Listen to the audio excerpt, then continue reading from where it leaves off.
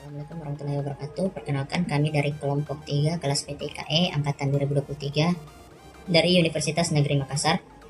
Dan kali ini kami akan mempresentasikan hasil dari proyek UAS kami dalam mata kuliah pemrograman web.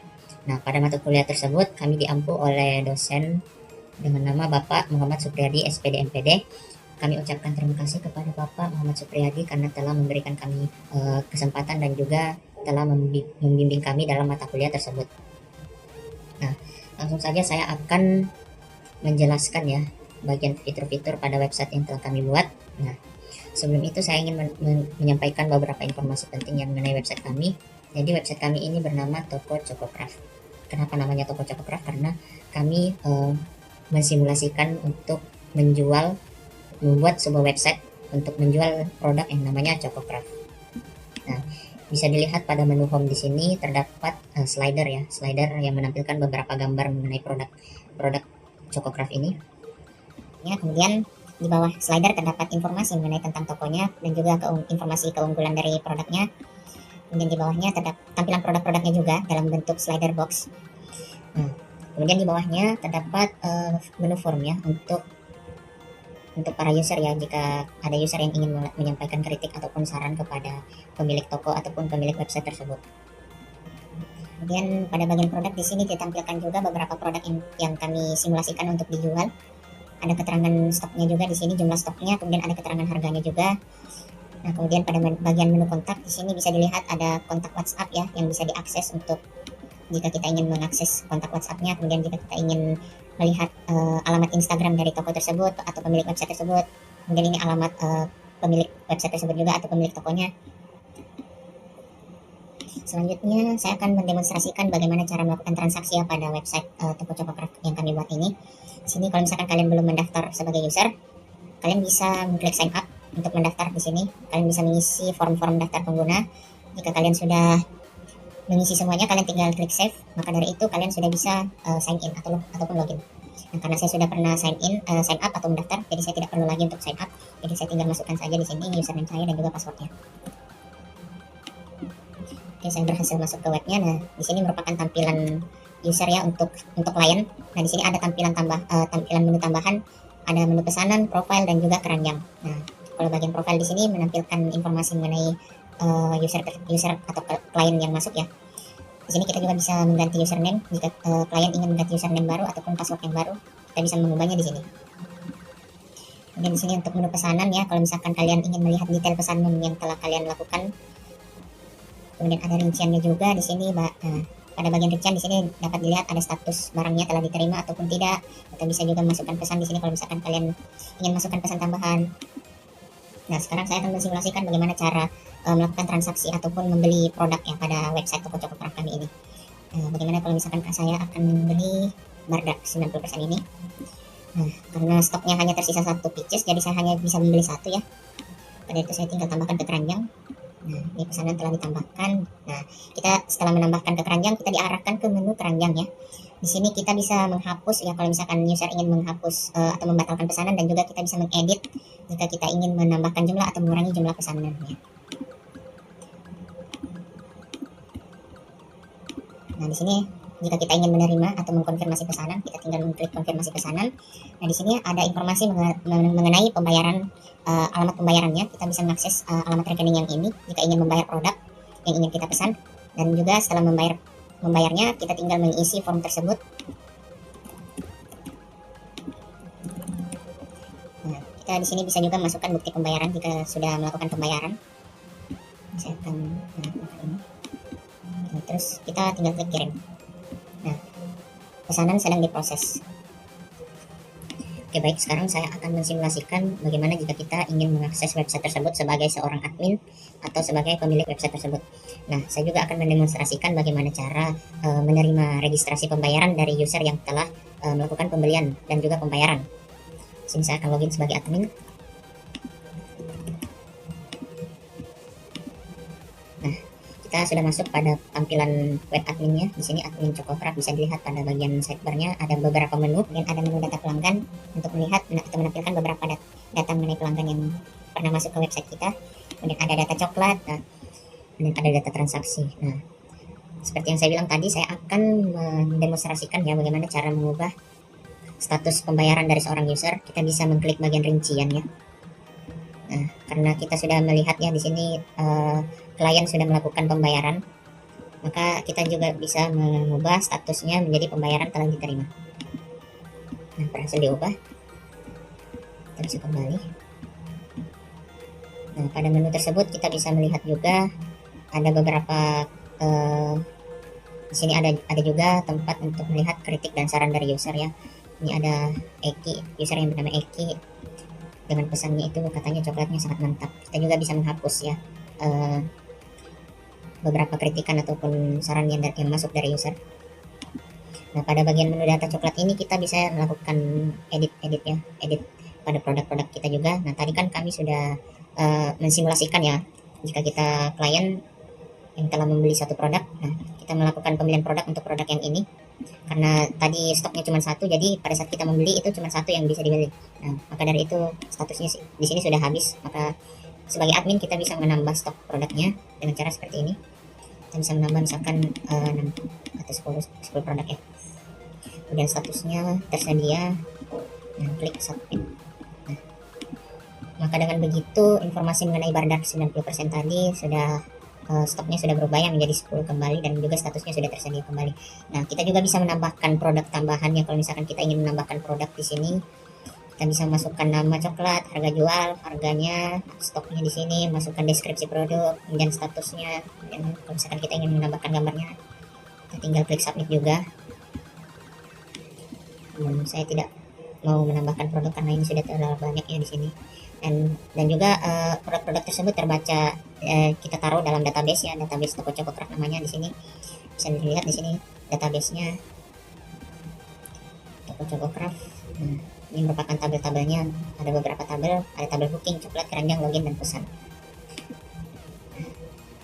Di menu data pelanggan, kita bisa menghapus beberapa user ya. Kalau misalkan ada user yang sekiranya sudah jarang mungkin mengakses website kita, kita bisa melakukan penghapusan di sini.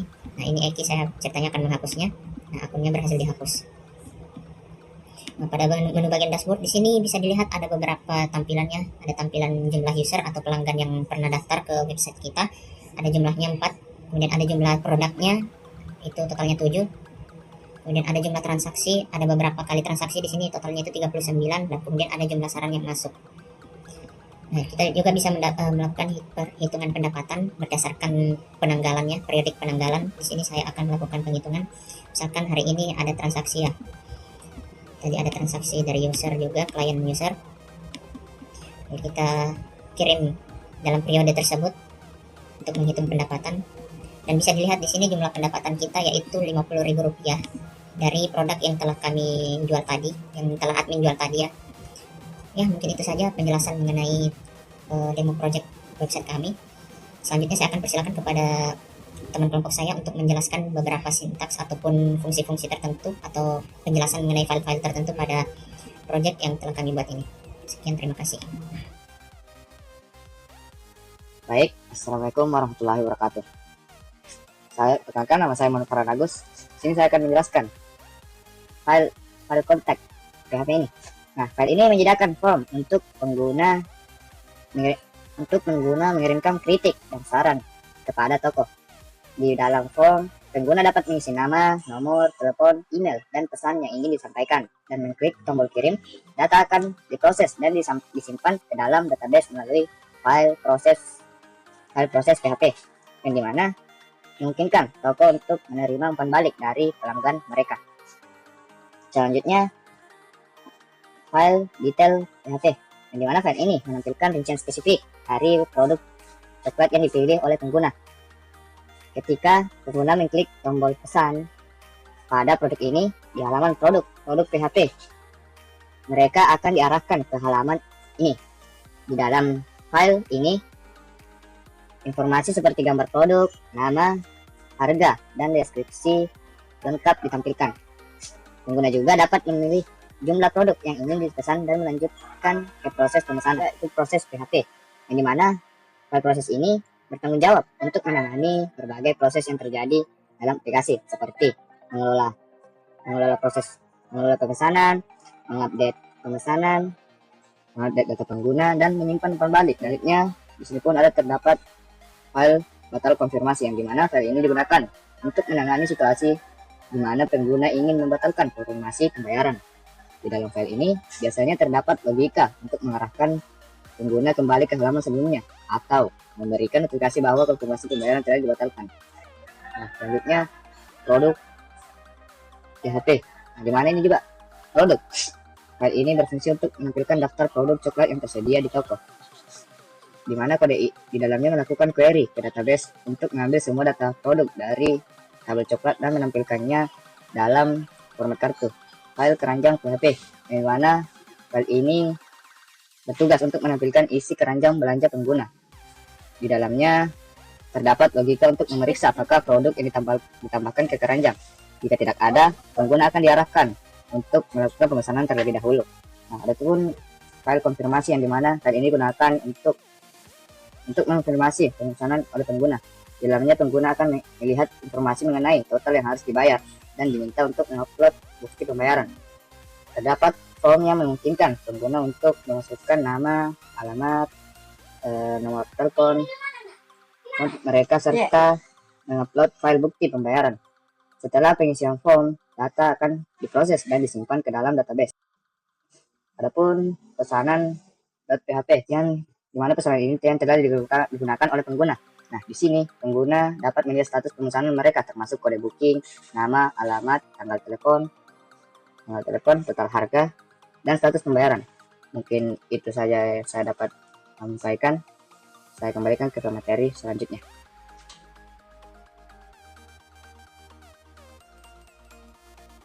Baik, Assalamualaikum warahmatullahi wabarakatuh. Saya atas nama Muhammad Wafid Sarki Wahyudi akan menjelaskan program pada bagian admin, di mana dalam admin ini berfungsi sebagai bagian dari aplikasi yang dirancang untuk mengelola dan mengawasi semua aspek operasional dari toko coklat yang sedang dijalankan. Nah, misalnya pada sidebar.php,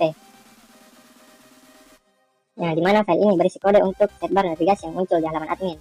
Nah, sidebar ini memberikan akses cepat ke berbagai bagian dari sistem admin, seperti dashboard, data pelanggan, data coklat, dan transaksi. Nah, ini membantu administrator untuk menavigasi aplikasi dengan lebih mudah. Kemudian ada sidebar 2.php. Mirip dengan sidebar PHP, file ini digunakan untuk sidebar yang berbeda atau untuk tampilan yang lebih khusus. Misalnya untuk halaman dalam panel admin. Kemudian ada file SCSS. Maksud saya folder SCSS. Nah, folder ini berisi file SCSS yang digunakan untuk mendesain dan mengatur gaya tampilan dari halaman admin. Nah, ini memungkinkan pengembang untuk menggunakan variabel, nested rule, dan mixin, sehingga memudahkan dalam pengelolaan CSS yang kompleks. Kemudian ada folder pesan. Nah, folder ini berisi file untuk mengelola kritik dan saran dari pengguna. Dalam folder ini terdapat file pesan PHP yang menampilkan semua pesan dari pengguna dan file proses PHP yang menangani penghapusan transaksi.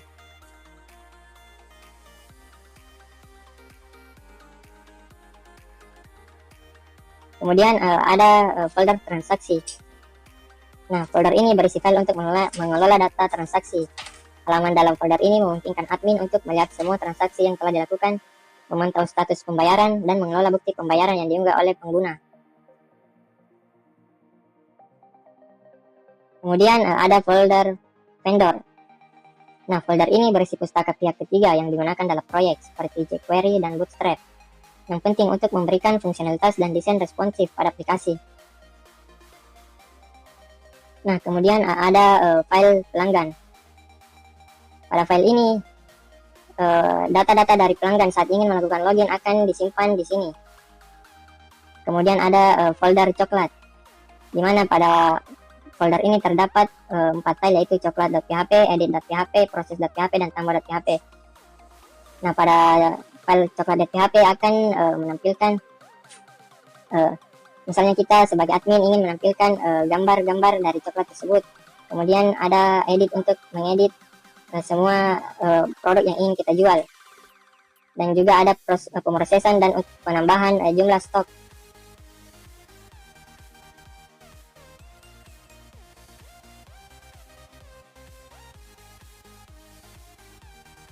Nah, Fungsi penting dari folder admin ini untuk menyediakan antarmuka bagi administrator untuk mengelola data pelanggan, produk, dan transaksi. Ini termasuk kemampuan untuk menambah, mengedit, dan menghapus data sesuai kebutuhan. Nah, kemudian melalui dashboard dan halaman transaksi, admin dapat menganalisis data penjualan, memantau performa produk, dan mendapatkan wawasan tentang preferensi pelanggan. Ini membantu dalam pengambilan keputusan strategis. Kemudian admin dapat mengelola akun pengguna termasuk pendaftaran, login, dan pengaturan profil. Ini penting untuk memastikan bahwa hanya pengguna yang berwenang yang dapat mengakses fitur tertentu dalam aplikasi. Kemudian melalui sistem pengelolaan pesan, admin dapat merespon kritik dan saran dari pengguna yang membantu dalam meningkatkan layanan dan produk yang ditawarkan. Mungkin itu saja dari saya berikan ke pemateri selanjutnya. Perkenalkan, nama saya Nur Cahyandi. Jadi saya akan melanjutkan penjelasan dari kode bagian login. Nah, yang pertama ada kode indeks. Nah, di mana kode ini berfungsi sebagai halaman utama untuk login, di mana pengguna memasukkan username dan juga password. Nah, data ini akan dikirimkan menggunakan metode post ke file proses PHP dengan parameter ID login untuk diverifikasi. Nah, jika loginnya berhasil, pengguna akan diarahkan ke halaman utama sistem. Namun jika gagal akan muncul data yang ini. Nah, selain itu terdapat juga fitur untuk pendaftaran akun bagi pengguna baru, di mana form pendaftarannya akan mengirimkan data ke proses PHP dengan parameter ID daftar untuk disimpan dalam database. Yang kedua ada file header. Nah, ini berfungsi sebagai template bagian atas halaman, di mana file ini memuat elemen head yang berisi metadata, yang Google Fonts, dan file gaya khusus untuk style CSS-nya. File ini bertujuan untuk menjaga konsistensi tampilan antar halaman dan mempermudah pemeliharaan kode. File footer. Nah, di sini ini digunakan untuk menutup elemen body dan HTML. Nah, file ini memastikan struktur halaman web tersusun dengan rapi dan mempermudah penyisipan elemen-elemen lain tanpa perlu mengubah setiap halaman secara manual. Selanjutnya ada untuk di sini stylenya, kita menggunakan style CSS. Nah, file CSS ini berisi pengaturan gaya berbasis CSS yang menggunakan struktur bootstrap, di mana di dalam itu terdapat definisi variabel warna, font, dan breakpoint, dan juga masih banyak yang lain untuk memudahkan pengaturan tampilan yang konsisten. Selain itu terdapat aturan CSS untuk elemen dasar seperti teks, tabel, tombol, dan juga gambar yang memastikan tampilan responsif dan seragam di berbagai perangkat. Nah, file ini juga menyertakan gaya tambahan untuk elemen interaktif seperti tautan dan juga formulir agar lebih menarik. Adapun di sini ada JavaScript digunakan berfungsi untuk menambahkan interaktivitas seperti pengelolaan formulir dan juga elemen visual sehingga halaman menjadi lebih responsif. Yang di sini ada file image, di mana gambar ini yang digunakan dalam login.